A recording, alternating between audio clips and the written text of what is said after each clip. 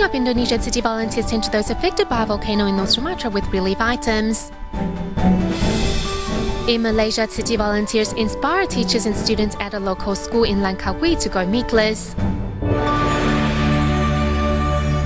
Welcome to the headlines. I'm Wendy Chen. Thank you for joining us. First up in Indonesia, after a volcano eruption near Mount Sinabung in North Sumatra on Tuesday this week, some 6,000 residents were evacuated to nearby temporary shelters. Tzu Chi volunteers soon arrived to distribute food and warm clothing to help those affected.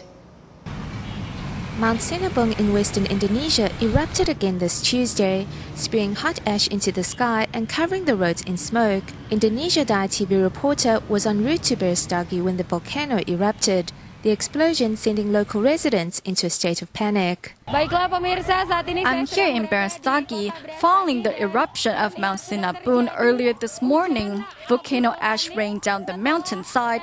Residents are in a state of panic as the entire town is covered in dense smoke. The violent eruption lasted for 15 minutes. The Volcanology and Geological Disaster Mitigation Center continues to monitor volcanic activity. Currently, the volcano status remains at a level 3 alert. We ask members of the public not to venture within a 3 kilometers radius of the volcano. Some 6,000 residents were forced to evacuate their homes. More than 10 temporary shelters have been set up nearby, and Medan Tzu Chi volunteers soon arrived with food and aid for local residents, and plans to distribute 5,000 blankets and sarongs as well as. We are here to survey the disaster and distribute face masks, water and bread to local residents. We are also planning to distribute blankets, sarongs and food to the temporary shelters. Approximately 2,000 residents have taken refuge in shelters in Jambus and Pakata. Seeing the volunteers arrive with food, children quickly rush over. Because the volcano erupted, we have been staying here since Sunday. My mom brought me here. Volunteers also distributed face masks along the side of the road. As grey smoke continues to billow from the volcano, several residents have started to experience discomfort. Thus, medical stations have been packed with residents in need of medical attention. Tzu Chi volunteers promise to continue accompanying these residents through this difficult time. To help tens of thousands of Syrian refugees who have been displaced by the war, Jordan Tzu Chi volunteers once again conducted an aid distribution in Al-Ramtha, a city 81 kilometers away from Jordan's capital of Amman. As well, the volunteers delivered daily necessities for those living in a local medical center in hopes of helping them through this difficult time. Displaced by the civil war, these Syrian refugees have found refuge here in Jordan. Seeing Tzu Chi volunteers showed up once again, this mother is all smiles. Since February this year, Jordan Tzu Chi volunteers have periodically organized aid distributions for refugees. At the most recent distribution, volunteers arrived at the house of a local volunteer in Al-Ramtha, where they handed out consolation cash and infant formula to support needy families. Tzu Chi volunteers' smiles give me strength, courage and hope. These are beyond monetary aid or material goods. Thank you for your genuine smiles and sincere respect. Every day there are an overwhelming number of refugees fleeing into Jordan. What they need the most is someone else's company and care. We Tzu Chi volunteers are by their side to make sure they have received prompt and direct assistance. The civil war in Syria has forced many to flee the violence. Many of them have been supporting each other at this medical center. To help, Tzu Chi volunteers arrive with daily necessity and a sign language performance to comfort them. We have learned to cherish what we have. We have learned to cherish our blessings. We will spread the seeds of goodness far and wide in hopes of alleviating their hatred against their fellow people. Thanks to Tzu Chi volunteers' basic necessities as well as emotional support, over the past months, these refugees can find strength to get through this difficult time and move on towards a better future. Behind every successful bone marrow transplant are a team of dedicated medical staff. In our next report, we meet 2 medical staff. One is Hualien Tzu Chi Hospital nurse Liu Guizhi, and the other is Taipei Tzu Chi Hospital's Hematology and Oncology Division Chief, Dr. Gao Wei Yao, who are both devoted to care for their donors and patients.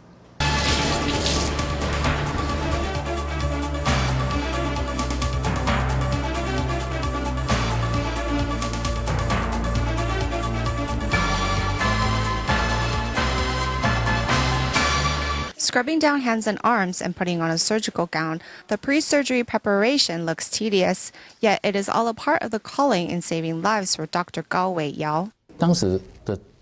In the beginning, I thought this specialty was very specific. It seemed worth studying, as there are many challenging parts in it, and the end result is that I can also help out many people in need. The calling of a medical doctor is to save lives, and one way to do so is in the field of hematology and oncology, which specializes in diagnosis and treatment of blood disease and cancer. The difficult part about bone marrow transplantation surgery is not the process of removing the marrow, but patient's white blood cell count in the days after, because the patient has received a high dose of chemotherapy. We need to take extra care to make sure everything is done correctly and help them survive. We also provide them comfort during recovery time, as the sick need a lot of wisdom and the patience. This is our commitment to the patients, as bone marrow transplant surgeries aren't routine surgeries. It is a high-risk procedure that's only scheduled for someone who absolutely needs it.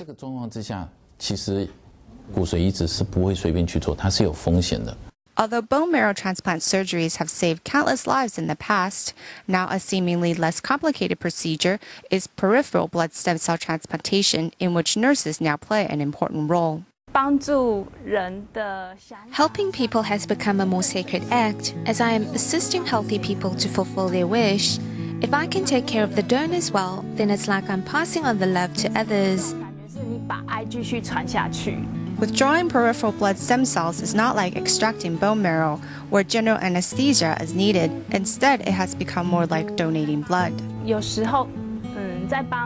When I am sticking the needle into the donor's arm, I will try to make sure I only need to jab them one time, because I've seen donors' discomfort during needling, and I want to lessen their pain as much as I can. If I can help their donation to go smoothly by doing it in one take, then I will, because I don't want to see them suffer.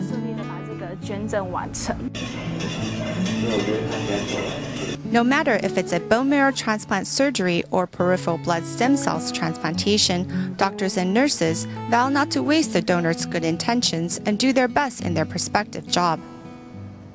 Although the general public is now much more informed about bone marrow transplant than when Tzu Chi first started promoting bone marrow donations 2 decades ago, misunderstandings and myths regarding the safety and nature of the procedure are still all too common.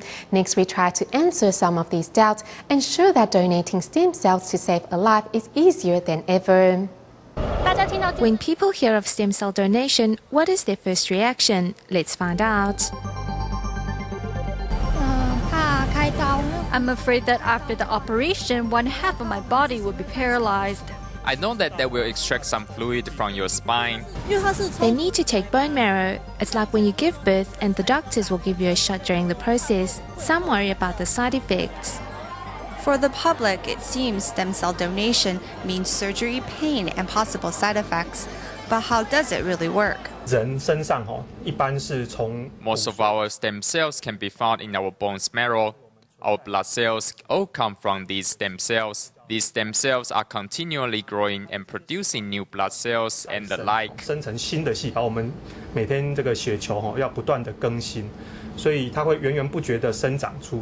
A mistaken assumption is that stem cells are harvested from our spinal fluid. To extract stem cells, doctors typically target the ilium bone in the pelvis, as the bone offers a large surface area and a lower prevalence of nerves. However, over the past decade, bone marrow extraction has been slowly replaced by what is called peripheral blood extraction. In general, in our blood, one only finds minimal traces of stem cells. However, recent studies have shown that growth hormones can be used to increase the presence of stem cells in our bloodstream. This means that just by drawing blood, we can now get a sufficient number of stem cells for transplant. Using a peripheral blood extraction procedure, donors will receive an injection of growth hormones for 5 days prior to the donation.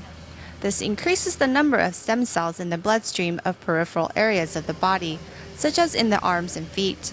A machine is used then to extract stem cells from the donated blood, a process that takes about 6 hours. Usually, all that needs to be donated is about 200 to 300 cc of blood. That is not a lot, about the same amount donated when giving blood. With peripheral blood extraction, there's no need for anesthesia or surgery, and the amount of blood taken is minimal, so your body recovers quickly. For donors, it is an easy and safe method, and thus 90% of donation now happen using peripheral blood extraction. Of course, the entire procedure is free. For donors, the entire process is without charge. That means that the actual process of donation, any medication taken, time spent in the hospital, equipment used, all of it is free of charge.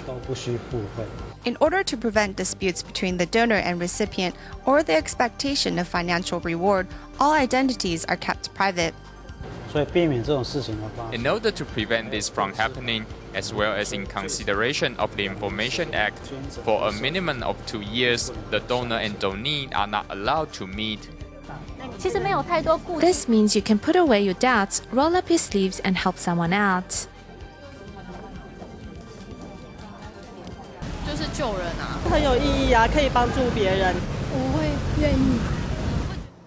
In 1999, Collazo traveled from the United States to Taiwan to receive a bone marrow transplant. Luckily, after the surgery, Kyle made a full recovery. Now, 14 years on, Kyle and his family are ready to meet the donor that changed his life. Let's take a look. In 1999, Collazo successfully received a bone marrow transplant. At the time, he was 3.5 years old. 14 years has passed since he underwent the surgery, and the little boy in the picture has become a young man. Hey, I have found some more pictures. Yeah, I have a box here that I found. I found some of the pictures when we were in Taiwan. Oh, look at Kyle here. When he was a cute little boy. So when Kyle was a baby, he was very sick. And there they told us he had cancer. And they actually told us he wasn't going to live. Bone marrow transplant was the only... There was no other choice. There was no other avenue. I like listening to music, hanging with friends, you know, going outside, taking a walk. I'm Kyle and I'm 17 and I survived leukemia from getting a bone marrow transplant from my donor. Look at those motorcycles. Whoa. Maybe we could rent one. We'll just have one and all 5 of us will go on. And we saw all these. And I got some other pictures here. I hope he doesn't get sick again. Hopefully not. These are some of the pictures when he was sick. This was because of the medicine that he was on. So when we first went to Taiwan, we again didn't know anything about the donor. That the donor was chosen for 2 people at the same time. And then she had picked Kyle because he was younger and had a better chance to survive. I like that one. Yeah. Are you looking forward to going to Taiwan? Yes. Looking forward to see the donor? Of course. I don't remember going back to Taiwan like when I was like 3 or whatever, but now this time I'm excited, so I get to like remember like, you know, Taiwan and remember meeting my donor. So when I was looking at the photos just a while ago, I was thinking to myself that didn't look like me, but you know, I'm kind of glad that I got to grow up and you know, live my life. You know, if you're American, you look toward American donors. It was a big eye-opener, I think, to a lot of people that she is pure Taiwanese, would be a perfect match for Kyle. Almost a perfect match came from a different part of the world or country. It just goes to show you that, you know, we're all one, you know, one being, one come from the same genetics. I'm glad I got another chance at life and really appreciative of whatever I have.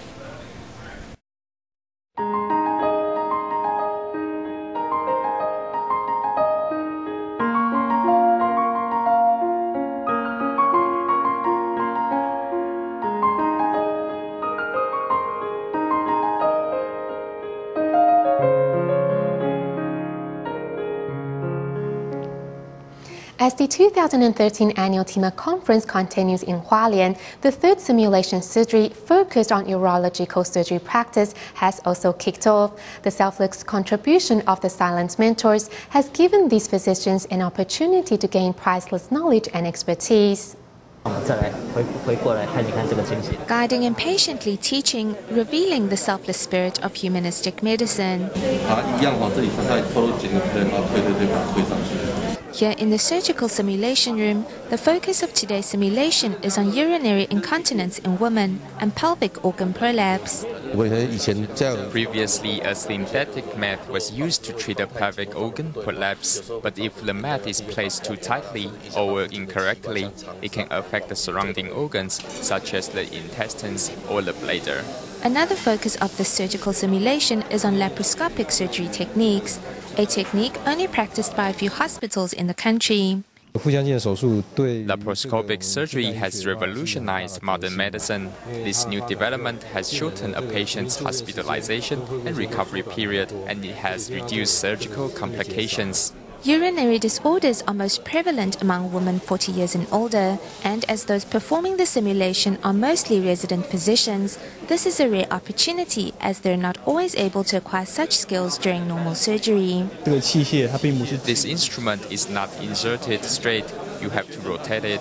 When you insert too deep or too shallow, any mishap can cause the patient a great deal of discomfort.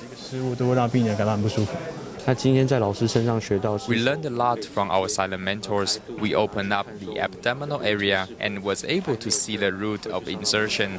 If we insert too much, we can damage the bladder. If it's too shallow, we could cut the blood vessels. The complexity and mystery of human anatomy are made clearer thanks to the selfless contribution of silent mentors, sophisticated surgical equipment, and the knowledge and expertise of senior medical professionals. Among those attending this year's annual TIMA conference, we meet an ophthalmologist from Italy who promised to recruit more volunteers once back home, and another couple from Wuhan City, China, who cancelled their honeymoon trip to attend the event. Here's more. Here at the annual TIMA conference in Hualien, numerous overseas volunteers return to their spiritual homeland to learn from one another. Among them is a newlywed couple from Wuhan, China, who met each other as a result of their affinity with Tzu Chi. In order to attend the event, they decided to cancel their honeymoon. One of my strongest impressions of TIMA is that TIMA doctors do not wait for patients to see them, but instead they find a way to reach out to those patients in need. Among the overseas volunteers is also this father and son pair. The father, Francisco, who is an ophthalmologist from Italy, was introduced to Tzu Chi by his Taiwanese wife. Inspired by his fellow volunteers, he promised to recruit more volunteers back home. I'm an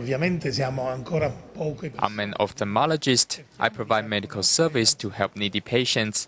Though the Tzu Chi office in Italy is still small, I will do my best to recruit more people to join our ranks.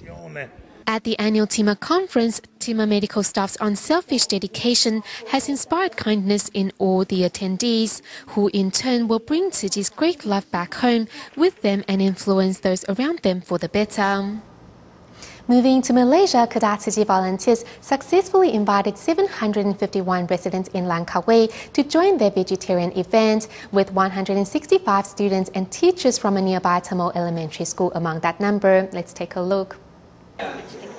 Here at the London Sungai Raya Tamil Elementary School in Tanjung Sanctuary, Langkawi, students are enjoying their breakfast, vegetarian curry with rice. Eating vegetarian will prevent us from killing animals and is also good teaching for the children.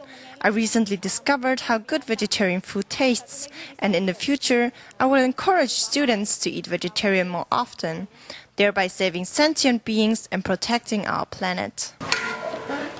All over Malaysia, volunteers are working to get over 10,000 residents to go vegetarian. At the Tanjung Sanctuary in Langkawi, hundreds of residents respond to the volunteers' efforts. Although I don't normally eat vegetarian meals, this activity inspired me to discuss with the kitchen staff the idea of making every Tuesday vegetarian day at the school. Also, I will bring up the idea at PTA meetings to see if more families are willing to start eating meatless meals at home. I hope this event continues. I believe it will encourage the children to eat less meat and can help save our environment and planet. In the future, one day of the week, we will only provide vegetarian options as a way to encourage everyone to eat less meat. The benefits of vegetarianism are not only better health, but lower stress levels. Being a vegetarian, it's good for health, good for environment, and good for our feel, our emotion. Maybe I will start to being a vegetarian, start from today. As these children and teachers take the first step in going vegetarian, they are also helping to ensure that future generations can enjoy a clean and healthy planet.